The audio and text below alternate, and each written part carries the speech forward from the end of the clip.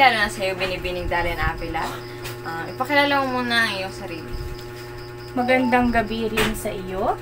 Ako si Darren Avila, taga Buena Vista, Quezon at estudyante ng LSPU LSC.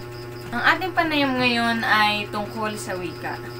Noong nakaraang buwan lamang ay nagdiwang tayo ng ating buwan ng wika. Para sa unang tanong, ano ang ginawa mong partisipasyon sa nagdaang buwan ng wika noong Agosto?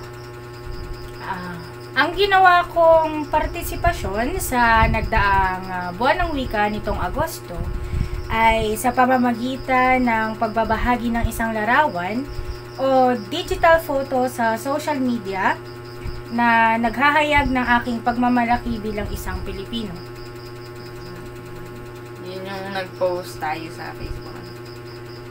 Para sa pangalawang tanong, bakit nga ba natin taon-taon pinagdiriwang ang buwan ng wika? Anong dahilan at mahalaga ba ito? Para sa akin, pinagdiriwang natin ang buwan ng wika taon-taon sapagkat ang wika ay isa sa mga pundasyon ng ating pagkakakilanlan. Isa ito sa mga mahalagang parte ng ating pagka-Pilipino. At dahil ang wika ay isa din sa paraan upang tayo ay magkaunawaan. Para makipagkomunikasyon. Anong uri naman ng wika ang ginagamit mo sa pang-araw-araw na makikipagkomunikasyon? Yan. Bilang estudyante ng LSPU, sa ilalim ng kursong Bachelor of Elementary Education, kami ay sinasanay na magsalita o gumamit ng salitang formal sa lahat ng pagkakataon sapagkat ito ay magagamit namin sa hinaharap. Gumagamit ka ba ng mga bagong salita na nauuso ngayon gaya ng mga salitang forda, ems, yung mga ganun?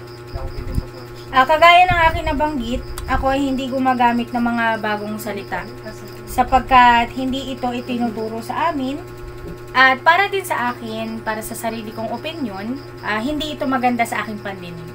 Kaya hanggat maaari, pinipilit ko ang aking sarili na hindi gumamit ng mga makabagong salita na kagaya ng iyong binanggit. Ibig sabihin, hindi ka kabilang sa mga kabataang gumagamit ng mga ganong wika. Ayos yun. Ayoko. Ano sa palagay mo ang dahilan bakit ang dami ngayong mga bagong likhang salita ng mga kabataan? Sa panahon ngayon, hindi naman na imposible ang mga bagay-bagay. Iba na mag-isip at kumilos ang mga kabataan.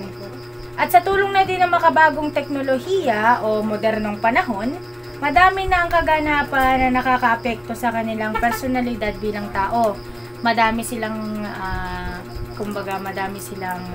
nakukuhang impormasyon na maaaring nagbibigay ng daan upang makabuo sila ng mga salitang kagaya na hindi formal. Kaya para sa akin ay hindi naman na imposible na makabuo sila ng mga ganong salita. Lalo't moderno na ngayon lahat.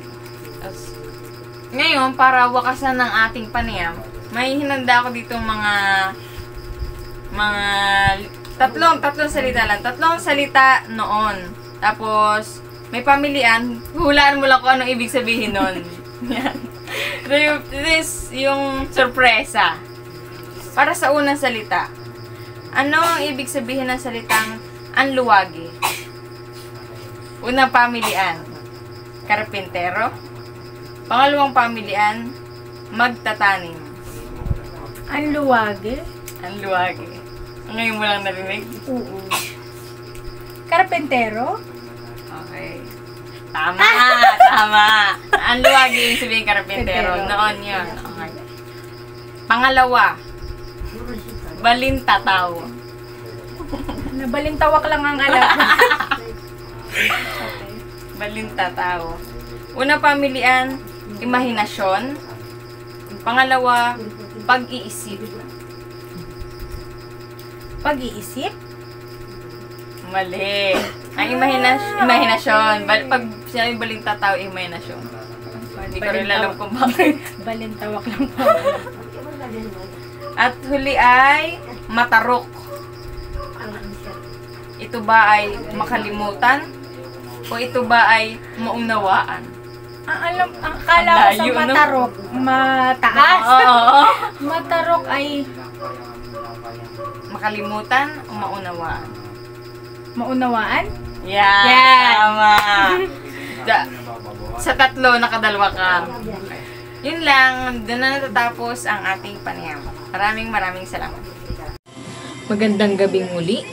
Dahil sa maikli ang naging panayam natin kay Binibining Dalin Avila, narito tayo muli para hinga naman ang panayam ang aking ika-4 na kapatid na si Binibining Alyssa Jildar. Siya ay nasa ika-7 baita ngayon na nag-aaral sa mataas na paaralan ng bayan ng Buena Vista. Magandang gabi. Para simulan ng ating panayam na ito ang aking unang katanungan. Anong uri ng wika ang ginagamit mo sa pang-araw-araw na pagkikipagkomunikasyon? Wikang di formal, dahil ito na ang nakasanayan kong wika sa pang-araw-araw na pakikipag-ugnayan sa aking mga kaklase or kaibigan. Tama. Dahil yun rin naman nga yung halos ginagamit natin, no? Pangalawang tanong. Ano namang lengguwahe o dialekto ang ginagamit mo? Dahil si Papa ay Bicolano, nagamit ka ba ng salitang Bicol o Tagalog, Ingles o ano? Pilipino or Tagalog. Dahil yun na ang nakasanayan ko na or nung bata pa lang ako ay yun ang palagi kong naririnig sa inyo dahil si Papa lang naman sa atin ang marunong mag-Bicol. Tama. Sunod, isa ka ba sa mga kabataang gumagamit at tumatangkilik sa mga bagong likhang salita gaya ng EMS, Arat, Eagles, Geng-Geng? Alam kong gumagamit ka nito. Opo, gumagamit po ako niyan dahil naririnig ko sa mga Facebook, sa mga kaklase ko, dumadaan sa Facebook ko, at uso din po ito ngayon. Kumbaga ay nakuha mo na yung mga naririnig mo lagi. Yan ang sinasabi ko. Alam mo ba ang ating wikang pambansa? Opo, Ano yon? Pilipino. Tama, Filipino. Bilang isa sa mga kabataan na kabilang sa Henerasyon Z o sa Ingles ay Generation Z, paano mo papahalagahan ang ating wikang pambansa sa kabila ng pagtangkilik mo sa mga nauusong bagong salita ngayon? Mapapahalagahan ko po ito sa pamamagitan ng paggamit or hindi paglimot dito dahil po sa araw-araw, yun naman po ang kadalasan kong ginagamit. Hindi naman po sa lahat ng oras ay magagamit ko yung mga bagong salita ngayon ng mga EMS, geng-geng or anuman. Dahil po, yun pa rin naman po ang ginagamit nating mga Pilipino dahil po dito ako sa Pilipinas pinanganak at dito na rin po ako lumaki. Yan, tama. Kumbagay, kahit gumagamit ka ng mga bagong salita ngayon, Filipino pa rin, Filipino pa rin talaga yung wika mo. Yan. Kagaya sa aking unang nakapanayam na si Binibining Dalin Avila, ikaw ay papasagutin ko din sa mga salita noon. May huhulaan mo kung ano ang ibig sabihin ng salitang babanggitin ko. Ito ay mga salita noon. Ito ay purong Filipino.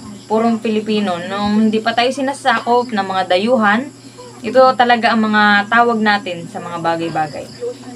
Para sa una, ito ay 5 lamang. Para sa una, ano ang ibig sabihin ng salitang gipalpal? Gipalpal? May pamilian. Unang pamilian, punong-puno. Pangalawa, kulang na kulang. Salitang gipalpal. Unang pamilian, punong-puno. Pangalawang pamilian, kulang na kulang. Alin doon? Punong-puno? Punong-puno?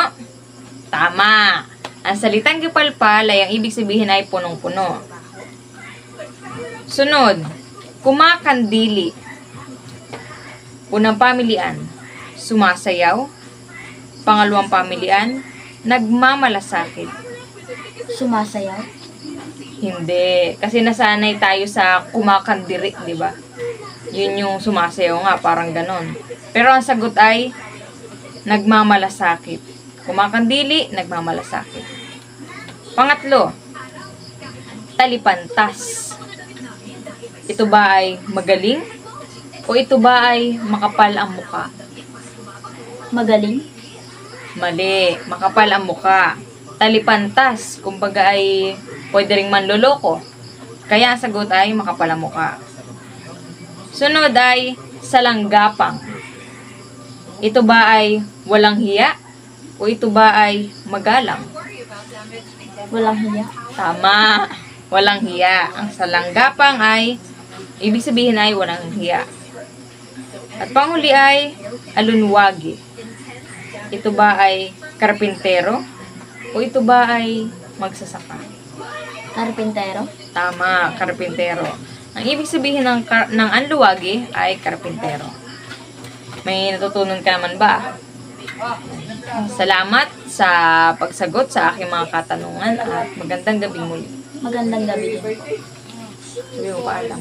Paalam! At dyan na natatapos ang ating panayam. Kayo na ang bahalang husga at laging tandaan na patuloy nating pahalagahan, mahalin at tangkilikin ng ating wikang pambansa, ang ating wikang Filipino. Muli, ako si Binibining Ashley J. Dar. Paalam. I know